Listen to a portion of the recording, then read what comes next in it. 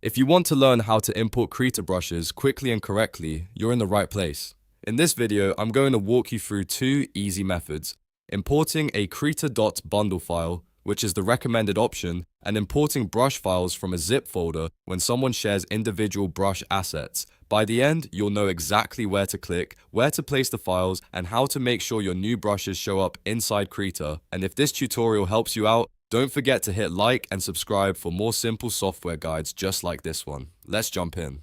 First, let's look at the easiest and most reliable method, importing a .bundle file.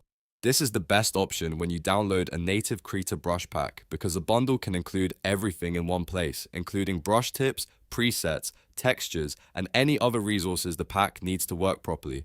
To begin, open Krita on your computer. Once it loads, go to the top menu bar, click Settings, and then choose Manage Resources. This opens the Resource Manager, which is where Krita handles external assets like brushes, tags, textures, and other downloadable resources. Inside the Resource Manager window, look for the Import Resources button.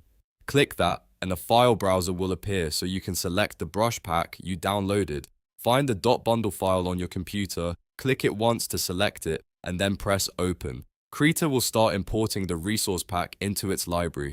After the import process begins, take a moment to look at the resource libraries list on the right side of the window. This is where you can confirm that the new brush bundle has been added correctly. Now check the active column next to the new bundle name. If it's highlighted or enabled there, that means Krita is actually using the resource pack and not just storing it. This step is important because sometimes people import brushes but forget to activate the library and then they think the brushes are missing. Once you've confirmed the bundle is active, click OK to close the resource manager. At this point, your new brushes should appear automatically inside the brush presets docker. If you don't see them right away, give Krita a moment to refresh or check that the brush pack was installed into the active library. In most cases though, the brushes show up instantly and you can start using them right away in your artwork. Now let's move on to method 2. Which is for importing brushes from a zip folder. This is the method you'll usually use when an artist shares brushes as separate files instead of a single bundle. For example, you might receive individual preset files like .kpp, along with brush tip images such as .png, .gbr, or even .abr files. In this case, you'll need to place each file into the correct Krita resource folder manually. Start by extracting the zip file onto your computer. Right-click the compressed folder and choose Extract, Unzip, or whatever option your operating system provides.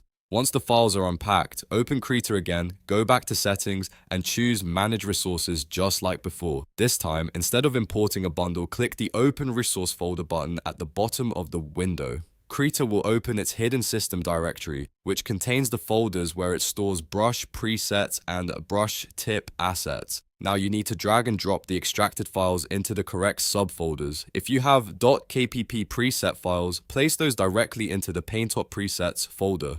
These are the actual brush preset files that Krita recognizes as usable brush tools. If you have brush shape textures or image files like .png, .gbr, or .abr, place those into the brushes folder.